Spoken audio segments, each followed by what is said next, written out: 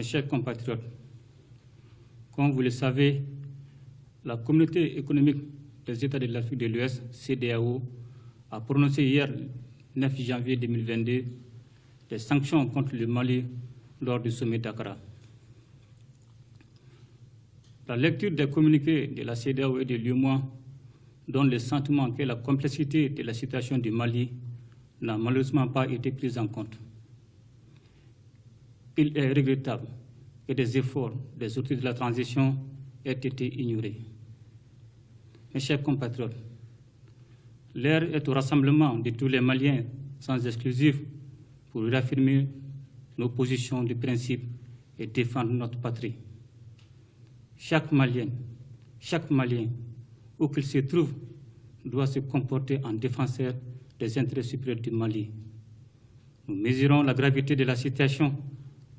Il revient à chacun de taire les divisions de quelque nature que ce soit, de se retrouver autour de l'essentiel qu'est le Mali, notre patrie. Aussi, j'en appelle à une mobilisation constante et à une résilience face à la situation. Mes chers compatriotes, nous avons tenu les assises nationales de la refondation afin de recenser l'ensemble de vos préoccupations pour bâtir un Mali nouveau. À cette occasion, je m'étais engagé à transmettre à la CEDEAO les conclusions assorties d'un chronogramme des élections. C'est dans ce cadre que j'ai dépêché une mission interministérielle le 31 décembre 2021 auprès du président de la conférence des chefs d'État pour expliquer notre démarche. Mes chers compatriotes, l'histoire sociopolitique de notre pays nous a prouvé à maintes reprises qu'il nous fallait impérativement revoir en profondeur notre système afin d'éviter un éternel recommencement. C'est cela que nous avons tenté de faire comprendre aux chefs d'État de la CEDEAO, car le Mali est un pays pour qui l'intégration africaine vaut la renonciation à une partie de son territoire.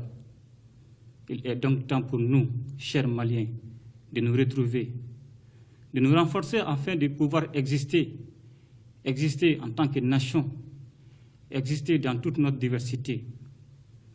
Mes chers compatriotes, je vous demande de rester calme et serein, car nous avons fait le choix d'être sincères afin de prendre notre destin en main, en forgeant notre propre voie. Gardons à l'esprit que le chemin qui mène au bonheur est une voie dure et très dure. Toutefois, avec courage et dévouement, nous allons y arriver. Telle est l'essence de notre hymne national. La CEDEAO et l'UEMOA se sont assumés. Nous en ferons autant. Nul besoin de procéder à des actions de violence. Cela n'a jamais caractérisé les Maliens que nous sommes. Nous avons espéré qu'avant la conférence extraordinaire de la CEDEAO, un examen minutieux serait fait du chronogramme soumis et une période serait donnée pour discuter sur notre proposition avant de se prononcer.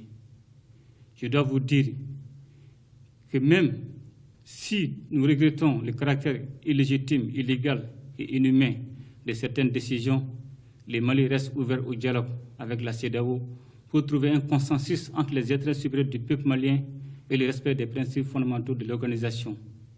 Notre engagement pour un retour à l'ordre constitutionnel normal, apaisé et sécurisé n'a jamais failli. Nous appelons la CEDEAO, une fois de plus, à une analyse approfondie de la situation de notre pays en plaçant l'intérêt supérieur de la population malienne au-dessus de toute autre considération. Mes chers compatriotes, j'ai bien conscience des inquiétudes quant aux conséquences de ces mesures, mais je tiens à vous rassurer que des dispositions sont prises pour faire face à ces défis et que les actions d'approvisionnement se poursuivront. Mes chers compatriotes, depuis que nous avons pris nos responsabilités face à notre destinée, nous avons toujours œuvré pour le bien-être de l'ensemble des populations maliennes dans toute leur diversité et nous continuerons à nous y atteler. Maliennes, Maliens, je ne saurais terminer sans vous exhorter à davantage de solidarité et de résilience face aux nombreux défis de l'heure. Ensemble, nous bâtirons le Mali de demain.